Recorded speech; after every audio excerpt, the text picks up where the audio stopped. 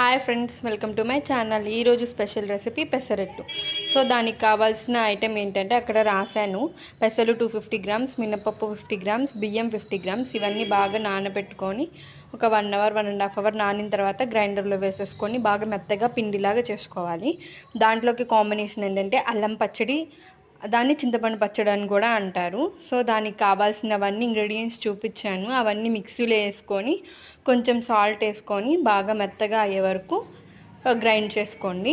తర్వాత వేడి వేడి పెనం మీద పెసరట్టు కోసం పెసరట్టు పిండి వేసేసి కొద్దిగా అలా ఆనియన్ వేసుకొని ఆయిల్ వేసేసి బాగా కాలిన తర్వాత ఫోల్డ్ చేసుకొని మనం చేసుకున్న చింతపండు పచ్చడితో తింటే సూపర్ ఉంటుంది.